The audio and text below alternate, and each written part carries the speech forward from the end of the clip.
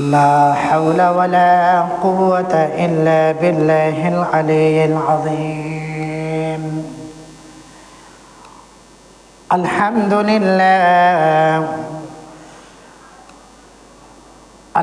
لله نحمده ونستعينه ونستغفره ونعوذ بالله من شرور أنفسنا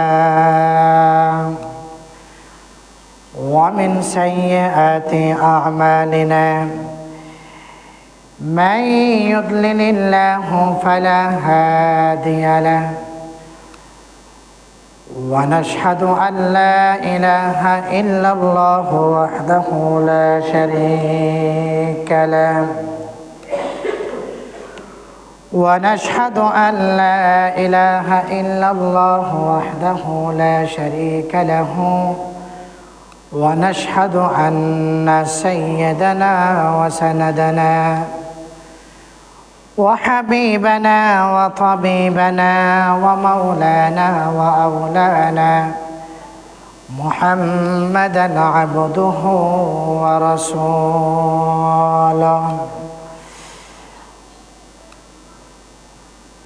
الذي أرسله الله تعالى بالحق بشيرا ونذيرا وداعيا إلى الله بإذنه وسراجا منيرا. فقد قال الله تعالى في كلامه المجيد والفرقانه الحميد: أعوذ بالله من الشيطان الرجيم. بسم الله الرحمن الرحيم.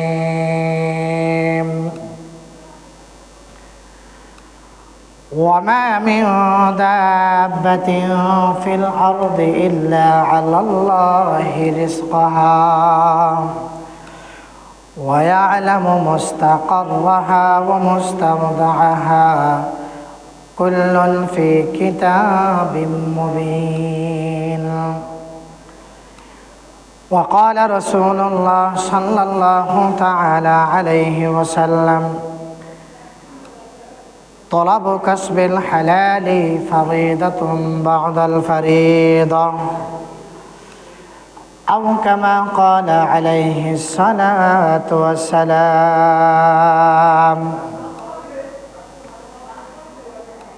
اللهم صل على محمد وعلى آل محمد كما صليت على إبراهيم وعلى آل إبراهيم إنك حميد مجيد.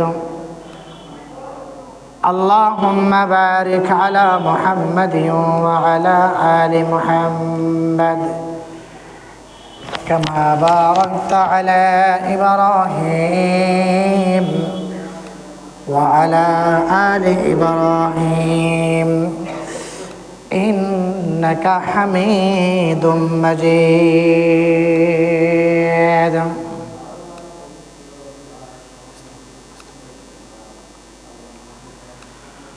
মহান আল্লাহ তাআলার দরবারে অসংখ্য অগণিত শুকরিয়া যে আল্লাহ পাক আজকের পবিত্র জুমাতে আমরা কিছু গুনাহগার বান্দাদেরকে তার ঘর মসজিদে আসার এবং বসার জন্য যিনি সুযোগ করে দিলেন, আমরা সেই মহামনিবের দরবারে কালিমাতুশ শুকর আদায় করছি আলহামদুলিল্লাহ। ভাই, আমরা জানি রমজানের বাকি আর বেশি দিন নাই, আর অল্প কয়েকদিন পরে ইনশাআল্লাহ পবিত্র মাহে রমজানের চাঁদ উদয় হবে। পবিত্র রমজান মাস অত্যন্ত গুরুত্বপূর্ণ একটি মাস। এই মাসকে কদর ইজ্জত করা এটি হলো আমাদের ইমানি দায়িত্ব। আমি আজকে আপনাদের সামনে যে বিষয়টি নিয়ে আলোচনা করব বিষয়টি হলো হালাল হারাম। হালাল হারাম বিশেষ করে যে পবিত্র রমজান মাস আসতেছে, আমাদের সাহারি ইফতারি যত খাবার হবে ওই সমস্ত খাবারগুলো অবশ্যই হালাল হতে হবে। হালাল রিজিক যদি হালাল না হয় তাহলে কোনো অবস্থাতে আল্লাহর দরবারে তার দোয়া কোনো অবস্থাতে কবুল হবে না। এই জন্য ভাই, রমজান মাস আসতেছে, আমাদের উচিত হলো পুরা মাসের জন্য যদি এমন কোনো ব্যক্তি থাকে তার ইনকামের মধ্যে হারাম আছে, তার পলিসির মধ্যে হারাম আছে, সুদী ব্যবসার সাথে জড়িত আছে, কিংবা অবৈধ কোনো সম্পদের সাথে যার সম্পর্ক রয়েছে, আমাদের জন্য অত্যন্ত জরুরি হলো হারাম রিজিককে পরিহার করে হালালকে গ্রহণ করে পবিত্র মাহে রমজানের জন্য প্রস্তুতি গ্রহণ করা। এজন্য আল্লাহ রাসূল সাল্লাল্লাহু আলাইহি ওয়াসাল্লাম বলেছেন, হে দুনিয়ার মানুষ, ইন্নাল্লাহা লা ইয়াকবালু তাইয়্যিবা, আমি আল্লাহ হালাল ছাড়া আমি আল্লাহ কোনো ব্যক্তির ইবাদত কবুল করি না। অতএব আমাদের জন্য জরুরি হলো রিজিক হালাল হওয়া। অন্যায়ভাবে কোনো ব্যক্তির সম্পদ আত্মসাৎ না করা, ওজনে কম না দেওয়া, সুদ না খাওয়া, ঘুষ না খাওয়া, হারাম না খাওয়া, এগুলো বেছে বেছে আমল করা, এটি হলো অত্যন্ত গুরুত্বপূর্ণ একটি বিষয়।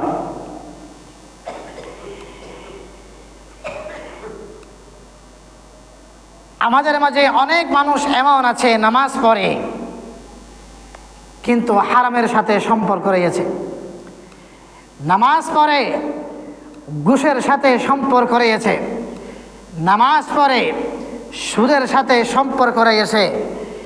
কাজেই আজকে থেকে আমাদের ওয়াদাবদ্ধ হওয়া, আমার এবং আপনার রিজিক যেন হালাল হয়, আমার এবং আপনার রিজিক যেন কি হয়, হালাল হয়। আপনার ইনকামের সোর্স যেন হালাল হয়। এই জন্য আল্লাহ রাসূল সাল্লাল্লাহু আলাইহি ওয়াসাল্লাম বলেন, হে উম্মত, তলবু কাসবিল হালাল ফারিদাতুন বা'দাল ফারিজাহ, ফরজের পর অন্য ফরজ থেকে গুরুত্বপূর্ণ একটি বিষয় হলো আপনার রিজিক হালাল হওয়া, আপনার রিজিক হওয়া হালাল হওয়া।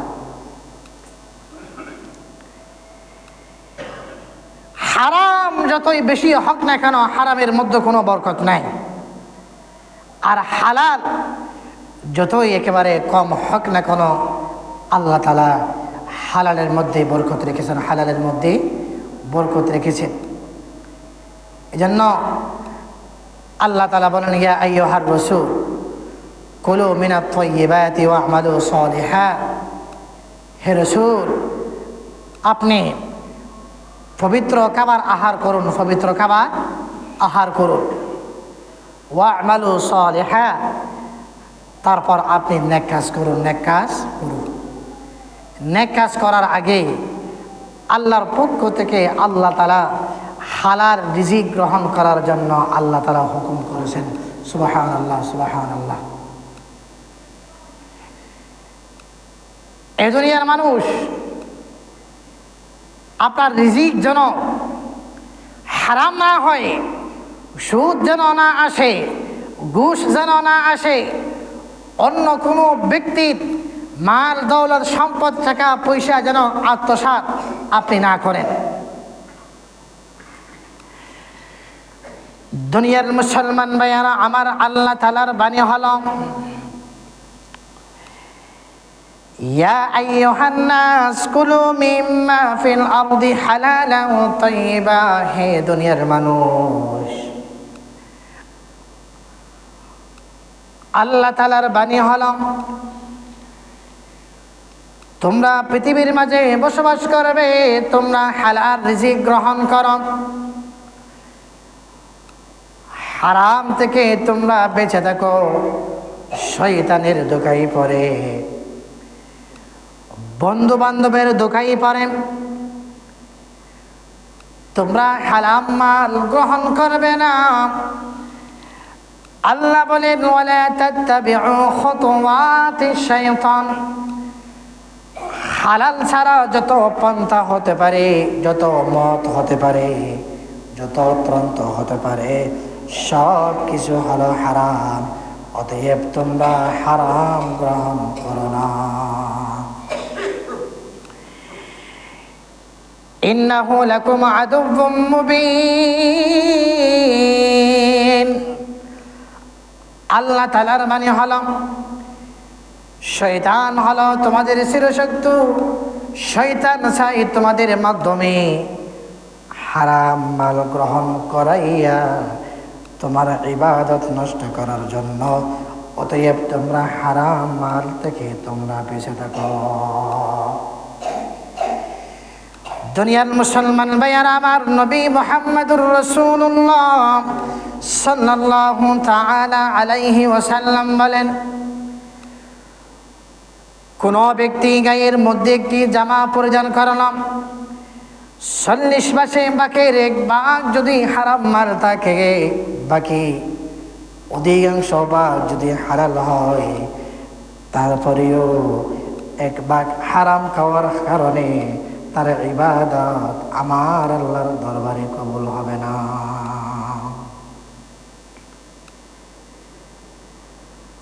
সূরা জুমার আয়াত হলো ফাইদা কুদিয়াতিস সালাত ফান্তাশিরু ফিল আরদ। দুনিয়ার মানুষেরা,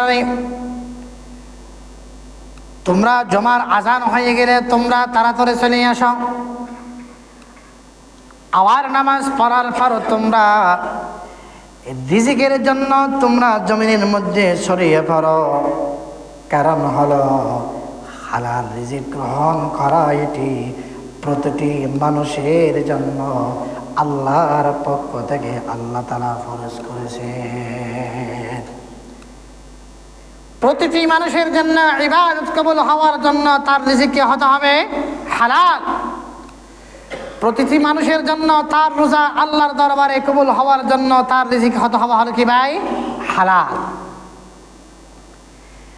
হালাল হারাম কাকে বলে? হালাল হলো আল্লাহ এবং আল্লাহ রাসূল সাল্লাল্লাহু আলাইহি সাল্লামের তরিকা অনুযায়ী, পদ্ধতি অনুযায়ী ব্যবসা হোক, চাকরি হোক, কৃষি কাজ হোক, যে কাজকে আল্লাহ এবং আল্লাহ রাসূল সমর্থন করে, যে পদ্ধতি অনুসারে ব্যবসা চাকরি বাকরি হয়ে থাকে, এগুলোকে বলা হবে হালাল। প্রকান্তরে আল্লাহ এবং আল্লাহ রাসূলের মত পথকে উপেক্ষা করে যারা নিজের মন গড়া জীবনকে অতিবাহিত করে তথা হারাম পদ্ধতিতে ইনকাম করে, হারাম পদ্ধতিতে ব্যবসা করে, হারাম পদ্ধতিতে চাকরি করে, তাদের এই ইনকামগুলো হলো সম্পূর্ণরূপে কি ভাই? হারাম। আর এই যাবতীয় হারাম রিজিক খেয়ে কোনো ব্যক্তি নামাজ পড়লেও কবুল হবে না, রোজা রাখলেই কেউ হবে না, কবুল হবে না। এই জন্য আল্লাহ রাসূল সাল্লাল্লাহু আলাইহি ওয়াসাল্লাম বলেছেন, উম্মত তোমার রিজিক যেন হালাল হয়, তোমার রিজিক যেন হালাল হয়, রিজিক যেন হালাল হয়। এই জন্য ভাই আওয়াজ এখানে বাড়াই দেন, আওয়াজ বাড়াই দেন। রিজিক যেন হালাল হয়, আজকে সামনে রোজা আসতেছে, অনেক মানুষ আলহামদুলিল্লাহ রোজা রাখবে, তবে রিজিক নিয়ে তার কোনো ফিকির নাই। ইনকামের সোর্স হালাল কিনা হারাম এ নিয়ে তার কোনো কি নাই, ফিকির নাই। এই জন্য আমার মা বোনেরা, আপনারা সতর্ক থাকবেন। আপনার জামাই যদি আরো বাড়ি যাও, আমরা আওয়াজ নর আরো বাড়ি যাও, আরো বাড়ি যাও। এই জন্য ভাই রিজিক হালাল হওয়া, রিজিক হালাল হওয়া, হালাল রিজিক প্রতিটি ইবাদত আল্লাহর দরবারে কবুল হওয়ার জন্য হলো শর্ত। প্রতিটি ইবাদত আল্লাহর দরবারে কবুল হওয়ার জন্য আপনার রিজিক কি হতে হবে, হালাল। আরো বলে যান কি করো না।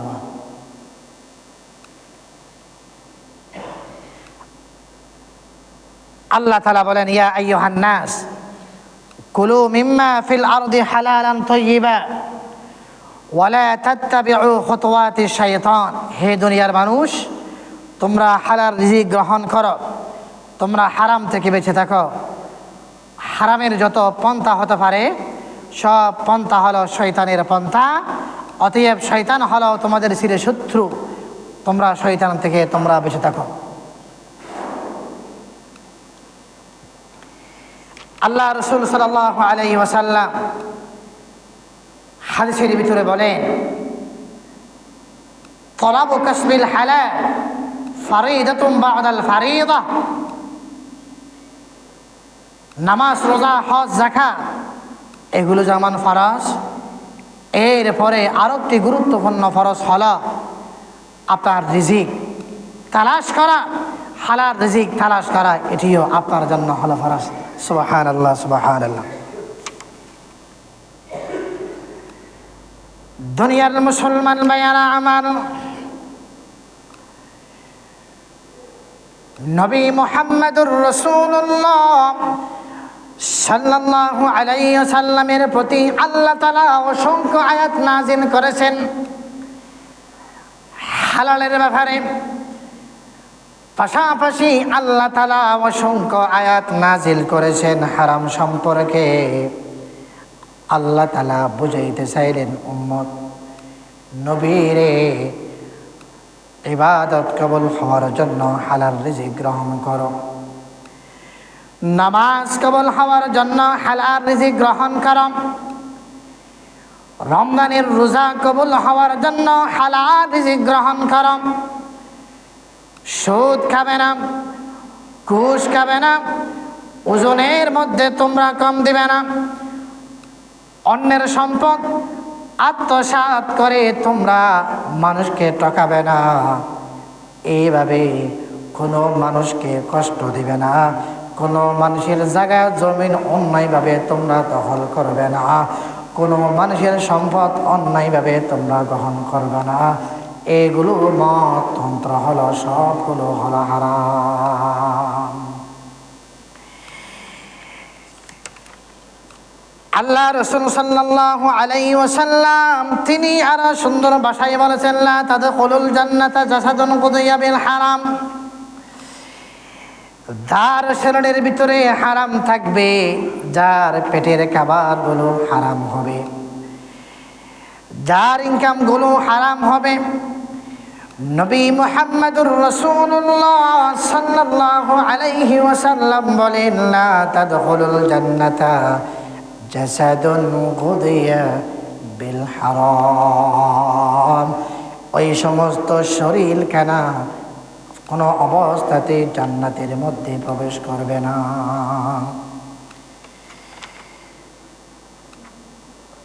যার পেটের খাবার হবে হারাম, ওই শরীরখানা জাহান্নামের জন্য উপযুক্ত, জাহান্নামের জন্য উপযুক্ত।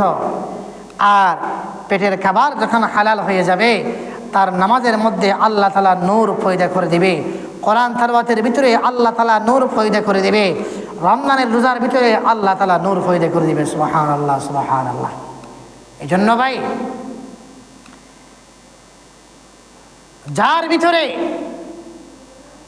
চারটি গুণ থাকবে, ওই ব্যক্তি গরিব হইতে পারে, আল্লাহর কাছে সেই ব্যক্তি হলো বেশি সম্মানিত ব্যক্তি। এক হলো আমানতের হেফাজত, 2 নম্বর হলো সত্য কথা বলা, 3 নম্বর হলো সুন্দর চরিত্র, 4 নম্বর হলো তার জন্য রিজিক হালাল হবে, ইনকাম হালাল হবে। এরকম 4টি গুণ যদি কোনো ব্যক্তির ভিতরে থাকে, সেই হলো আসমানের নিচে জমিনের উপর সে হলো উত্তম ব্যক্তি। সুবহানাল্লাহ, সুবহানাল্লাহ, সুবহানাল্লাহ। দুনিয়ার মুসলমান ভাইয়ারা আমার,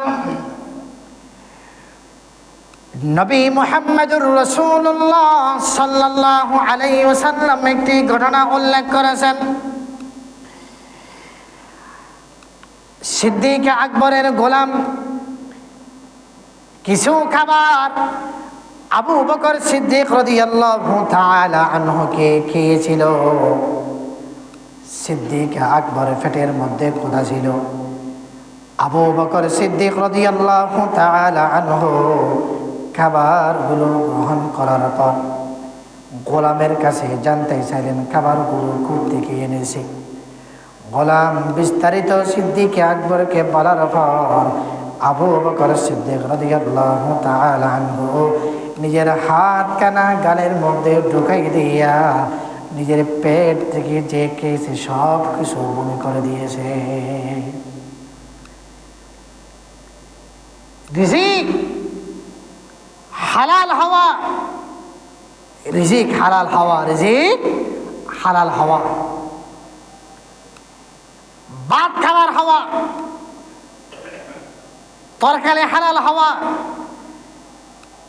মাছ হালাল হওয়া। কোনো ব্যক্তির পুকুর থেকে চুরি করে মাছ খেয়ে আপনি রোজা রাখবেন, রোজা হবে না, গুনাহ হবে, গুনাহ হবে, গুনাহ হবে। রিজকে হালাল ঠিক অত্যন্ত গুরুত্বপূর্ণ বিষয়। রিজকে হালাল সমস্ত ইবাদত আল্লাহর দরবারে কবুল হওয়ার জন্য হলো শর্ত। সুবহানাল্লাহ, সুবহানাল্লাহ। দুনিয়ার মুসলমান ভাইয়ারা আমার,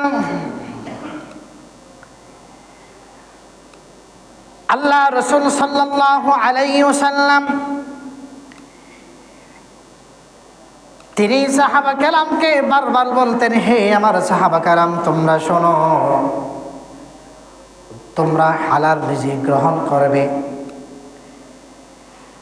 কারণ হলো আল্লাহ তাআলার ঘোষণা হলো, ইয়া আইয়ুহার রাসূল কুলু মিনাত তাইয়্যিবাতি ওয়া'মালু সালিহা। আল্লাহ তাআলা বলেন, যারা রিজিক হালাল হবে আমার আল্লাহ তার জন্য যাবতীয় আমলগুলো, নেক আমলগুলো তার জন্য সহজ করে দিবেন। এই জন্য ভাই, সামনে রোজা আসতেছে, রোজার প্রস্তুতিমূলক আমার এবং আপনার জন্য করণীয় হলো পুরা 1 মাসের জন্য নিজামুল আওকাত একটি কর্মসূচি নিজের চোখের সামনে রাখা। পুরা রমজান আপনি কিভাবে আপনি কাটাবেন, সাহারি, ঘুম, কোরআন তেলাওয়াত, অন্যান্য ইবাদত যেন আপনার চোখের সামনে থাকে, আপনার ঈমানের শক্তি যেন বাড়ে। পুরা রমজানের জন্য একটি নিয়ম নিজের ভিতরে নিয়ে আসা। আর এই রোজাগুলো আল্লাহর দরবারে কবুল হওয়ার জন্য প্রথম নম্বরের শর্ত হলো আপনার রিজিক হালাল হওয়া, রিজিক হালাল হওয়া। আল্লাহ রাসূল সাল্লাল্লাহু আলাইহি ওয়াসাল্লাম বলেন, তলাবু কাসবিল হালাল ফারিদাতুম বা'দাল ফারিদা। হে আমার উম্মত, নামাজ, রোজা, হজ, যাকাত এগুলো যেমন ফরজ, তোমার জন্য হালাল রিজিক অন্বেষণ করা, তালাশ করা, এটিও তোমার জন্য ফরজ। সুবহানাল্লাহ, সুবহানাল্লাহ। হাদিস শরীফের ভিতরে আল্লাহ রাসূল সাল্লাল্লাহু আলাইহি ওয়াসাল্লাম বলেছেন, লা তাদখুলুল জান্নাতা জাসাদুন উযিয়া বিল হারাম, যার পেটের খাবারগুলো হারাম হবে তার ইবাদত আল্লাহর দরবারে কবুল হবে না। নাউযুবিল্লাহি মিন যালিক। তার নামাজ আল্লাহর দরবারে কবুল হবে না, তার সাহরি আল্লাহর দরবারে কবুল হবে না। আল্লাহ রাসূল সাল্লাল্লাহু আলাইহি ওয়াসাল্লামের শিক্ষা, তিনি আর বলেছেন, রমজান মাসে যদি আপনার অধীনস্থ কোনো কর্মচারী থাকে, তার বেতন বোনাস দিয়ে তার জন্য ইফতারের ব্যবস্থা করে দেওয়া। কোনো মানুষ আপনার আন্ডারে অধীনে চাকরি করলে তার ডিউটি কমিয়ে দেওয়া রমজান মাসে যেন নির্বিঘ্নে ইবাদত করতে পারে। এই জন্য ভাই, আসুন আমরা রমজানের প্রস্তুতি গ্রহণ করি, ইবাদত মাত্রা আমরা বাড়িয়ে দিই। বিশেষ করে আমার এবং আপনার ইনকামের সোর্স যেন হালাল হয়, কারণ হালাল রিজিক ছাড়া আল্লাহর দরবারে কোনো ইবাদত আল্লাহর দরবারে কবুল হয় না, কবুল হয় না।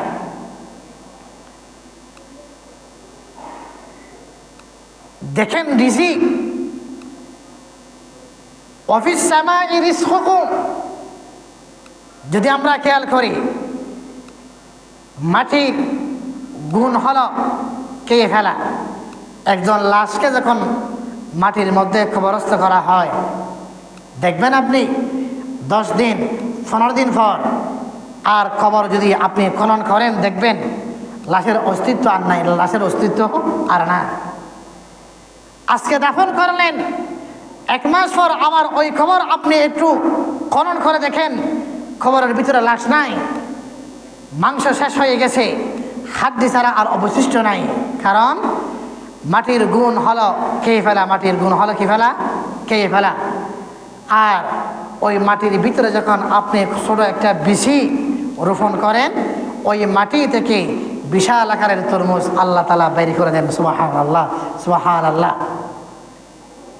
মানুষ দাফন করলেন, দ্বিতীয় বড় ধরনের মানুষ বের হয় না, ছোট একটা বিচি রোপণ করলেন মাটির ভিতরে, ওই মাটি থেকে বিশাল আকারের কদু, বিশাল আকারের তরমুজ, বিশাল আকারের খরমুজ, বিশাল আকারের ফল ফ্রুট মাটি থেকে বাইরে হয়।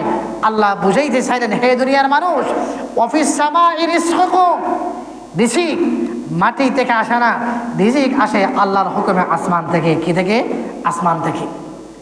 আপনি যখন মাটির নিচে একটি চারা রোপণ করলেন, আল্লাহ তাআলা মাটিকে বলে দেয় ওখান থেকে ফল আসবে কি আসবে না, এটি আল্লাহ তাআলা মাটিকে বলে দেয়।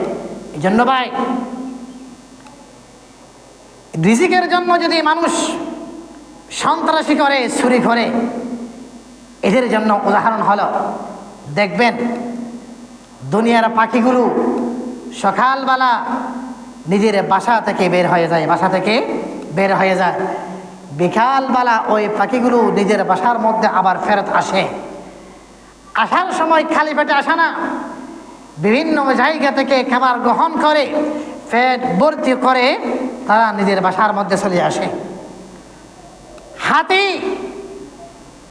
তারা কোনো বিশ্ববিদ্যালয়ে পড়া নাই, কিন্তু দেখবেন রাতে ঘুমানোর পর তারা আবার বিশ্রাম নেওয়ার পর তারা বিভিন্ন জঙ্গলে জঙ্গলে ঘুরে ঘুরে খাবার তালাশ করে নিজের খাবার খেয়ে তারা আবার বিশ্রাম নেয়। এখন প্রশ্ন হইল, একজন বিশাল আকারের হাতিকে যদি আল্লাহ খাওয়াইতে পারেন, একজন ছোট পাখিকে যদি পুরা দিন ওই পাখি পুরা দুনিয়ার মধ্যে ঘোরার পর তার পেটের মধ্যে আল্লাহ তাআলা খাওয়াইতে পারেন, আমি আর আপনি আশরাফুল মাখলুকাত, আমাকে আপনাকে কেন আল্লাহ রিজিক দিবেন না? অবশ্যই আমার জন্য, আপনার জন্য আল্লাহ তাআলা রিজিক আসমান থেকে কি করবেন? পাঠিয়ে দিবেন। দুনিয়ার মুসলমান ভাইয়ারা আমার, আল্লাহ তাআলার বাণী হলো, একজন মানুষ যখন মায়ের পেটের মধ্যে চলে আসে, যখন তার রূহ দেওয়া হয়, মার পেটের মধ্যে যখন সন্তান লড়াছড়া করে, তখন আল্লাহ তাআলার পক্ষ থেকে একজন ফেরেশতা এসে আল্লাহর দরবারে দাঁড়িয়ে দেয়, ওগো আল্লাহ, এই মানুষ, এই বাচ্চাটা তার মার অবস্থার মধ্যে এতদিন হয়ে গেছে, তার জন্য কি করা যায়? আল্লাহ তাআলা ফেরেশতাকে হুকুম করে দেন, ফেরেশতা তার হায়াত লিখে দাম, 50 বছর হায়াত, 70 বছর হায়াত, 80 বছর হায়াত আল্লাহর পক্ষ থেকে তার জন্য নির্ধারণ করা হয়। এবং তার জন্য কি পরিমাণ খাবার লাগবে ও রিজিকের ফায়সালাও আল্লাহর পক্ষ থেকে হয়ে যায়। ও দুনিয়ার মানুষ, বুঝাইতে চাইলাম, আপনি দুনিয়া আসার আগে মায়ের পেটের মধ্যে থাকা অবস্থার মধ্যে আমার আল্লাহ আপনার জন্য রিজিকের ফায়সালা করে রেখেছেন। সন্তান মায়ের পেটের ভিতরে মাকে ছিল না, কিন্তু আল্লাহ তাআলা সন্তানের নাভির সাথে মার এভাবে 5 ফিট করে মার পিরিয়ডের রাস্তাকে বন্ধ করে দিয়ে সন্তানের পেটের ভিতরে আল্লাহ তাআলা খাবারের ব্যবস্থা করে দেন। সুবহানাল্লাহ, সুবহানাল্লাহ। দেখেন, সন্তান মায়ের পেটের ভিতরে দিন দিন বড় হয়, আর আল্লাহ তাআলা ওই সন্তানকে মায়ের পেটের ভিতরে আল্লাহ তাআলা রিজিকের ব্যবস্থা করে দেন। মায়ের খাবার দেখে সন্তান খাবার গ্রহণ করে। অতএব রিজিকের জন্য চুরি করা, রিজিকের জন্য সুদ খাওয়া, রিজিকের জন্য হারাম খাওয়া, এগুলো হলো মারাত্মক পর্যায়ের একটি অন্যায়। কাজেই আপনি নিজের জীবনকে আপনি নষ্ট করবেন না। আল্লাহ রাসূল সাল্লাল্লাহু আলাইহি ওয়াসাল্লাম বলেন, লা তাদখুলুল জান্নাতা জাসাদুন গুদিয়া বিল হারাম। যার রিজিক হারাম হবে, যার পেটের খাবারগুলো হারাম হবে, তার ইবাদত আল্লাহর দরবারে কি হবে না? কবুল হবে না। এই জন্য ভাই, সামনে রমজান মাস আসতেছে, সামনে রমজান মাস আসতেছে, ইবাদত করবেন, তারাবি পড়বেন, কোরআন তেলাওয়াত করবেন, সেহরি খাবেন, ইফতার গ্রহণ করবেন। এই সমস্ত বিষয়গুলো আপনি অবশ্যই পালন করবেন, কিন্তু মনে রাখতে হবে যে খাবারগুলো আপনি গ্রহণ করবেন, এই খাবার যেন কে হয়? হালাল হয়। কে হয়? হালাল, হালাল। রমজান মাসে আল্লাহ রাসূল সাল্লাল্লাহু আলাইহি ওয়াসাল্লাম সাহাবা কেরামকে বলতেন, হে আমার সাহাবা কেরাম, তোমাদের অধীনে যারা চাকরি করে, তোমাদের অধীনে যে সমস্ত মানুষ তোমাদের অধীনে কাজ করে, রমজান মাসে তোমরা তাদের ডিউটি কমাইয়ে দাও, ডিউটি কমাইয়ে দাও। রমজান মাসে যারা ফ্যাক্টরিতে চাকরি করে, যারা অফিসে চাকরি করে, আল্লাহ রাসূল সাল্লাল্লাহু আলাইহি ওয়াসাল্লামের বিধান ছিল রমজান মাসে তাদের জন্য ডিউটি কমিয়ে দেওয়া, ডিউটি কমিয়ে দেওয়া, যেন নির্বিঘ্নে আল্লাহর ইবাদত করতে পারে, আরাম আয়েশে যেন ইবাদত করতে পারে, তারাবি সালাত আদায় করতে পারে। রমজানে যেন তার শরীর যেন জীর্ণ শীর্ণ ক্লান্ত অবস্থার মধ্যে না থাকে।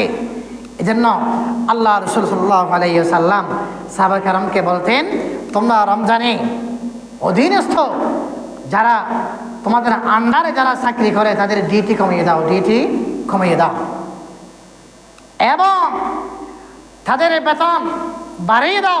খাবার তাদেরকে, পুষ্টিকর খাবার তাদেরকে তোমরা তাদের মুখের মধ্যে তুলে দাও।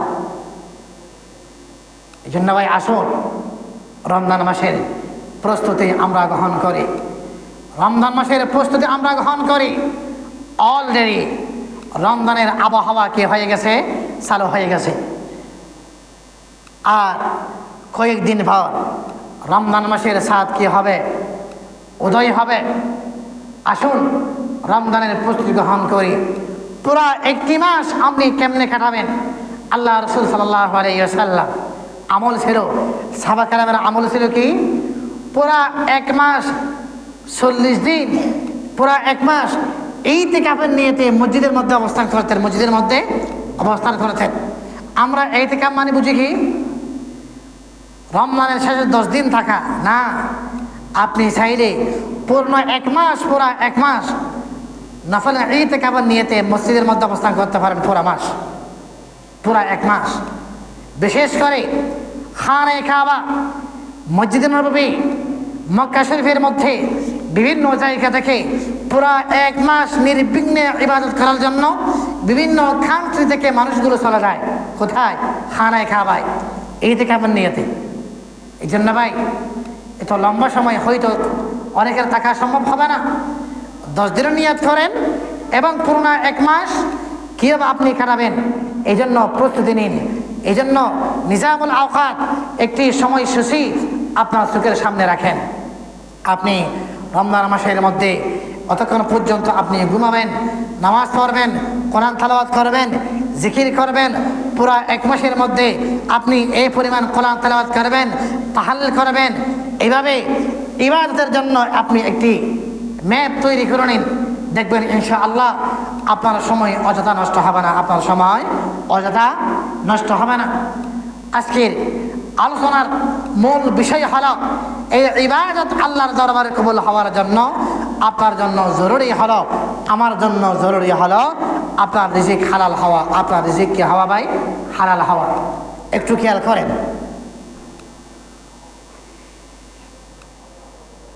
আল্লাহ তাআলার বাণী হলো, কোরআন মাজিদের আয়াত হলো ভাই, একটু খেয়াল করি, ওয়ামা মিন দাব্বাতিন ফিল আরদি ইল্লা আলাল্লাহি রিজকুহা।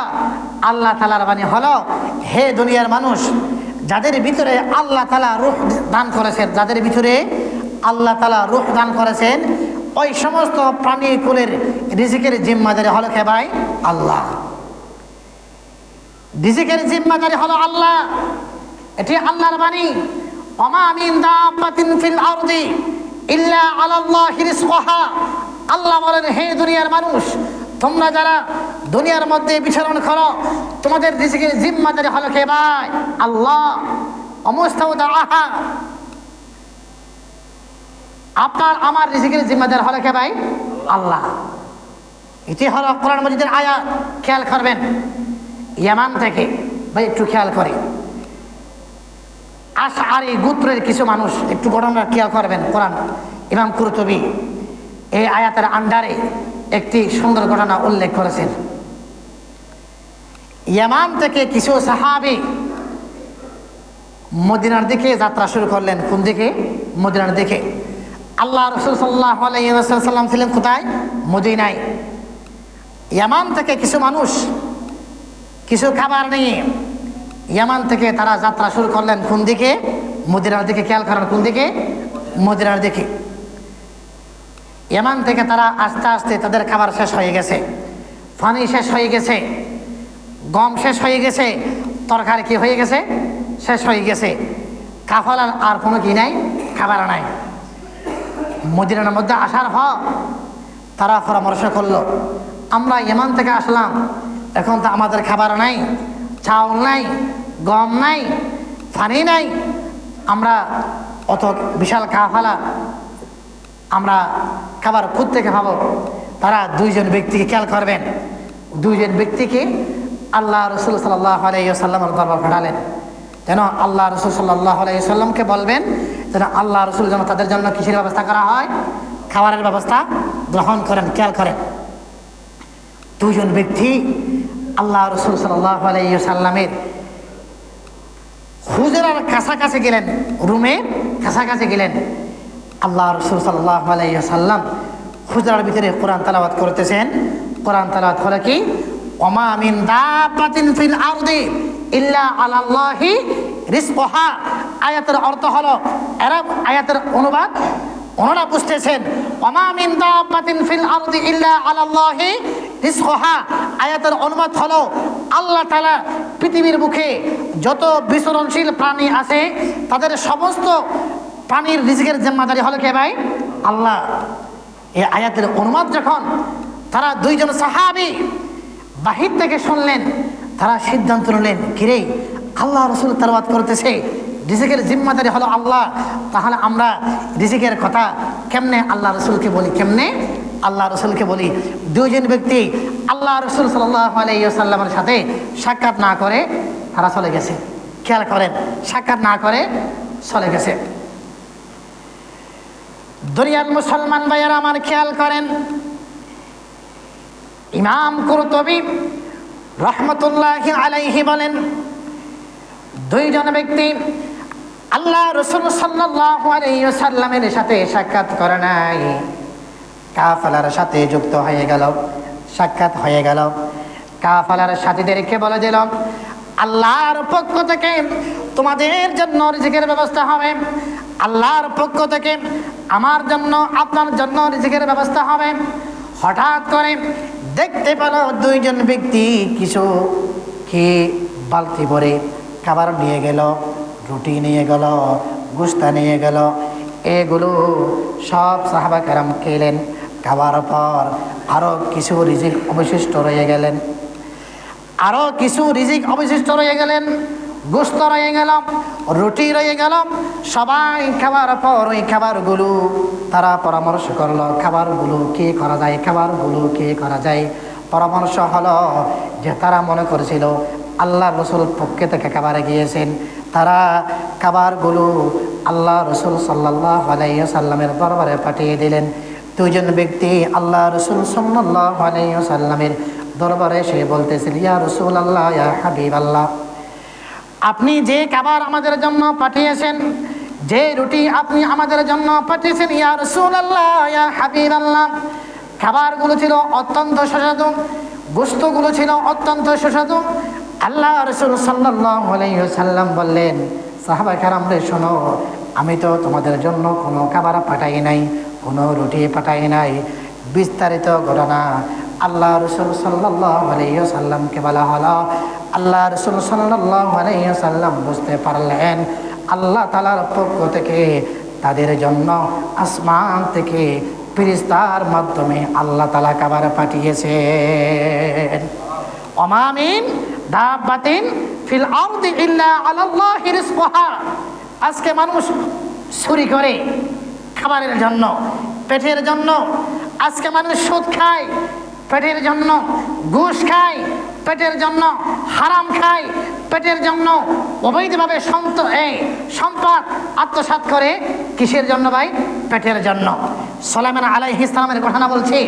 সুলাইমান আলাইহিস সালাম সমস্ত মন্ত্রীদেরকে তিনি নসিহত করেছেন, হে মন্ত্রীরা তোমরা শোনো, কোনো অবস্থাতে অন্যায়ভাবে কারো সম্পদ তোমরা বুক করবে না। খেয়াল করেন, সুলাইমান আলাইহিস সালাম এই কথা বলার পর একজন মন্ত্রী, খেয়াল করেন, একজন মন্ত্রী কিছু খাবার অন্যায়ভাবে গ্রহণ করল। ওই খাবারগুলো পেটে যায় নাই, মাথার উপরে চলে এসেছে। খাবার ফেটে গেলে হলো নিয়ামত, আর ওই খাবার যদি পেটে না গিয়ে মাথার উপরে চলে আসে, এটা হলো তার জন্য ভাই কি? কিয়ামত। ওই খাবার সুলাইমান আলাইহিস সালামের হুকুম মানা নাই, খাবার পেটে যায় নাই, খাবার খাওয়ার সময় অটোমেটিকলি কোথায় চলে এসেছে ভাই? মাথায়। মাথার মধ্যে আসার পর মাথার মধ্যে ব্যথা আর ব্যথা, মাথার মধ্যে ব্যথা আর ব্যথা। ওই ব্যক্তি অস্থির হয়ে গেছে। কি হয়ে গেছে? অস্থির হয়ে গেছে। বিভিন্ন ডাক্তার দেখাইলো, কিছু হয় না। বিভিন্ন জনের কাছে পরামর্শ নিল, কিছু হয় না। দিন দিন তার মাথা আরো কি হয়? ব্যথা বাড়ে। শেষ পর্যন্ত সুলাইমান খেয়াল করেন, শেষ পর্যন্ত সুলাইমান আলাইহিস সালাম বাতাসকে হুকুম করলেন। কারে? বাতাসকে হুকুম করলেন, হে বাতাস, ওই ব্যক্তিকে এই জায়গা থেকে ওই জায়গার মধ্যে নিয়ে যাও, ওই জায়গার মধ্যে নিয়ে যাও। সুলাইমান আলাইহিস সালাম বাতাসকে হুকুম করার পর ওই ব্যক্তিকে ওই জায়গা থেকে অন্য জায়গার মধ্যে নিয়ে গেল। যেই জায়গার মধ্যে নিয়ে গেল, দেখা গেল ওই জায়গার মধ্যে একজন ব্যক্তি বসে আছে, একজন ব্যক্তি বসে আছে। তার সামনে কিছু খাবার রাখা হলো। খাবার রাখার পর তার মাথার ভিতরে অস্থিরতা কাজ করছিল। হঠাৎ করে তার নাক মুখ দিয়ে হাসি আসার পর তার মাথা থেকে খাবার বের হয়ে গেছে। হঠাৎ করে একটি মুরগি এসে ওই তার খাবারগুলো খেয়ে ফেললো, খাবারগুলো খেয়ে ফেললো। সুলাইমান আলাইহিস সালাম বুঝাইতে চাইলেন, হে মন্ত্রীরা তোমরা শোনো, অন্যায়ভাবে খাবার গ্রহণ করার কারণে তোমার একটি মুরগির খাবার তোমার মাথার উপরে চলে গেছে। আল্লাহ তাআলা তোমার মাধ্যমে ওই জায়গার মধ্যে নিয়ে গিয়ে তোমার মাথা থেকে বের করে ওই খাবার খারা মুরগির পেটের মধ্যে আল্লাহ তাআলা দিয়ে দিয়েছে। এজন্য ভাই সামনে রোজা আসতেছে, আজকে থেকে সিদ্ধান্ত নেন পুরনো 1 মাস যে সাহারি খাবেন, ইফতার খাবেন, ওই খাবারগুলো যেন কি হয়? হালাল হয়। কি ভাই? হালাল হয়। খাবার যেন হালাল হয়। আপনি হারাম ইনকাম করে আপনার স্ত্রীর রোজা আপনি নষ্ট করবেন না। আপনি হারাম ইনকাম করে আপনার সন্তানদের রোজা আপনি নষ্ট করবেন না। আপনি হারাম ইনকাম করে আপনি বোনদের যাদেরকে ইফতার দিবেন তাদের রোজা আপনি নষ্ট করবেন না। হারাম মাল গ্রহণ করে অন্য যাদেরকে আপনি সহযোগিতা করবেন তাদের রোজা আপনি নষ্ট করবেন না। হাদিস শরীফের ভিতরে আছে, আবু হুরায়রা রাদিয়াল্লাহু তাআলা আনহু বলেছেন, এক ব্যক্তি মুসাফির সফর করে এসেছে, তার সফর করার কারণে তার মুখের মধ্যে ধুলাবালি, জামার মধ্যে ধুলাবালি। একটু পর আল্লাহর দরবারে দোয়া করেছে, আল্লাহ আপনি আমাকে অমুক করুন, অমুক করুন, অমুক করুন। তখন আল্লাহ তাআলা বলেন কি, ওয়ামা তা'আমাহু হারামুন ওয়া মালবাসাহু হারামুন ওয়া মাশরাবাহু হারামুন। হে উম্মত, হে বান্দা শোনো, আজকে তুমি দোয়া করতেছো অথচ তোমার পেটের খাবার হলো হারাম, তোমার পোশাক হলো হারাম, তোমার লেবাস হলো হারাম। অতএব তুমি এগুলো নিয়ে আল্লাহর দরবারে দোয়া করলে কোনো অবস্থাতে কি হবে না? দোয়া কবুল হবে না। লা তাদখুলুল জান্নাতা জাসাদুন গুদিয়া বিল হারাম। আল্লাহ রাসূল সাল্লাল্লাহু আলাইহি ওয়াসাল্লাম বলেছেন, যার পেটের খাবার হবে হারাম, খেয়াল করেন, যার পেটের খাবার হবে কি ভাই? হারাম, তার কোনো ইবাদত আল্লাহর দরবারে কবুল হবে না। রোজা কবুল হবে না, নমাজ কবুল হবে না, ইফতারি কবুল হবে না, সাহারি কোনো অবস্থাতেই কবুল হবে না। এই জন্য ভাই পূর্ণ এক মাসের জন্য যদি এমন থাকে আপনার কিছু ইনকাম হলো হালাল, কিছু ইনকাম হলো হারাম, তাহলে সিদ্ধান্ত নেন হারামগুলোকে আপনি আলাদা করে পূর্ণ এক মাসের জন্য খরচ করবেন। এই সিদ্ধান্ত নেন, এই সিদ্ধান্ত নেন। আপনি কোনো অবস্থাতে হারাম খাবেন না। কারণ পুরা দিন উপবাস থেকে রোজা রেখে হারাম খেয়ে ইফতারি করলেন, হারাম খেয়ে সাহারি খেলেন, তাহলে এই ইবাদত আল্লাহর দরবারে কবুল হবে না।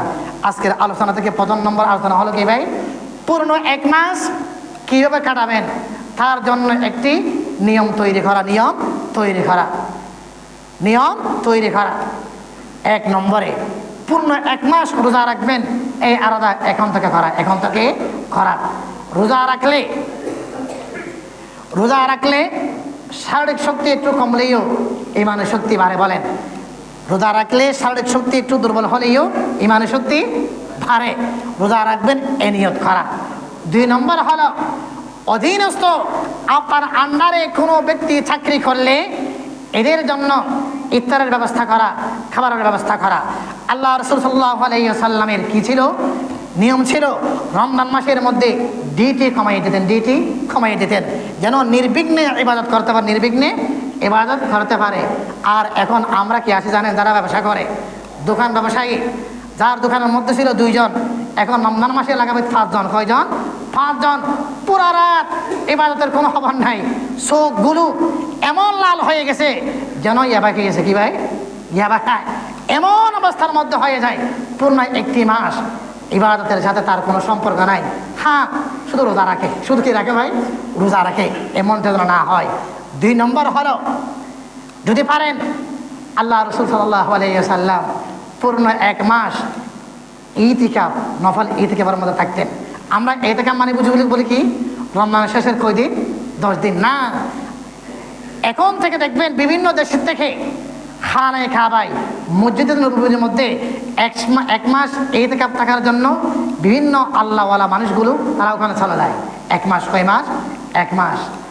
এখন আপনি ইতিকাফও করলেন না, 10 দিনও রাখলেন না, তো আপনার জন্য আমার পক্ষ থেকে দাওয়াত হলো অন্তত পূর্ণ 1 মাস রোজা রাখবেন। পূর্ণ 1 মাস ফরজ নামাজগুলো যেন আপনার তরক না হয়। 3 নম্বর হলো এখন থেকে সিদ্ধান্ত নেন আপনার বোনের বাড়ির মধ্যে আপনি ইফতার দিবেন, খালার বাড়ির মধ্যে ইফতার দিবেন। আপনার বোন দুর্বল, তার জন্য আপনি আলাদা কিছু খরচ দিবেন। আপনার যে কোনো আত্মীয় সেগুলো দুর্বল, তার জন্য আপনি সাহারির ব্যবস্থা করে দেন, রিজিকের ব্যবস্থা করে দেন, ইফতারের ব্যবস্থা করে দেন। ভাই দুর্বল, ভাইকে আপনি ইফতারি দেন। বোন দুর্বল, আপনি বোনকে ইফতারি দেন। আপনার শ্বশুর বাড়ির মানুষগুলো দুর্বল, তাদের জন্য আপনি রিজিকের কি দেন? অতিরিক্ত কিছু তাদের জন্য আপনি কি করেন ভাই? খরচ করেন। পরিশেষে আবার বলছি, আপনার আমার রিজিক যেন কে হয় ভাই? হালাল হয়। রিজিক যেন কে হয়? হালাল। কারণ হালাল রিজিক ছাড়া আল্লাহর দরবারের মধ্যে যে কোনো ব্যক্তির ইবাদত আল্লাহর দরবারে কি হবে না, কবুল হবে না। আমরা মনে করি কি, আমি একটু আগে বলেছি না, অফিস সামাই রিজকুকুম, রিজিক আসে আসমান থেকে। রিজিক কোথা থেকে ভাই? আসমান থেকে। দেখেন, একজন মানুষ মারা গেল, লাশ মাটির মধ্যে দাফন করা হলো, 40 দিন পর আপনি কবর খনন করলে দেখবেন ওই লাশের অস্তিত্ব নাই, লাশের অস্তিত্ব নাই। পক্ষান্তরে আপনি একটি বিচি রোপণ করলেন, বীজ রোপণ করলেন, শিম বিচি, যে কোনো বিচি মাটির মধ্যে রোপণ করলেন, 41 দিন পর দেখবেন ওই বিচি আর বিচি নাই, বিচি পেটে ওখান থেকে বড় বড় ফল বের হয়ে গেছে, তরমুজ, বাকি, খদু, লাউ ইত্যাদি বের হয়ে গেছে। বোঝা গেল কি, মানুষ দাফন করলে মানুষের অস্তিত্ব থাকে না, বীজ দাফন করলে বড় আকারের ফল কেন হয়? আল্লাহ বলেন অফিস সামা রিজকুকুম, আমি আল্লাহ রিজিকগুলো আসমান থেকে আমি আল্লাহ দিয়ে দিই। সুবহানাল্লাহ। আরেকটি ঘটনা বলে শেষ করতেছি। সাইয়েদানা মূসা আলাইহিস সালাম, মূসা আলাইহিস সালামের বউ ছিল গর্ভবতী। তিনি সম্ভবত মিশর থেকে মাদিয়ানের দিকে আসতেছে। হঠাৎ করে পথের মধ্যে স্ত্রীর প্রসব বেদনা শুরু হয়ে গেল। মূসা আলাইহিস সালাম চিন্তা করতেছে, হায় রে, এই অবস্থার মধ্যে যদি একটু আগুন থাকতো তাহলে আশপাশ কিছু আগুন জ্বালাই দিলে হয়তো আমার স্ত্রীর একটু কি হয়তো কষ্ট, একটু কি হয়তো কম হইতো। মূসা আলাইহিস সালাম স্ত্রীকে রেখে আগুনের জন্য বের হয়ে গেলেন। সাইয়েদানা মূসা আলাইহিস সালাম আগুনের জন্য বের হয়ে গেলেন। ওইদিকে যাই আগুনের জন্য, ওইদিকে যাই আল্লাহর পক্ষ থেকে মূসা আলাইহিস সালামকে বলা হলো, মূসা রে, তোমার হাতের মধ্যে লাঠি আছে মূসা, সামনে যে পাথর দেখতেছ পাথরের মধ্যে আঘাত করো। মূসা আলাইহিস সালাম পাথরের মধ্যে আঘাত করলেন। পাথর থেকে ওই পাথর ভেঙ্গে ভিতর থেকে আরেকটি পাথর বের হয়ে গেল। আবার বললেন, মূসা রে, তুমি পাথরের মধ্যে আবার আঘাত করো। দ্বিতীয় পাথরের মধ্যে আঘাত করলেন, তৃতীয় আরেকটি পাথর বের হয়ে গেল। তৃতীয় পাথরের মধ্যে আঘাত করার জন্য আল্লাহ তাআলা বললেন, মূসা আলাইহিস সালাম আবার আঘাত করলেন। আঘাত করার পর 4 নম্বর পাথর চূর্ণ বিচূর্ণ হয়ে পাথর থেকে একটি ফুকা বের হয়ে আসছে। 4 নম্বর পাথরের ভিতরে কি ভাই? ফুকা। আল্লাহ তাআলা মূসা আলাইহিস সালামকে বললেন, মূসা, তুমি একটুখানা পোকার দিকে কান লাগাই শোনো, আমার এই পোকা কি বলে তুমি একটু শোনো।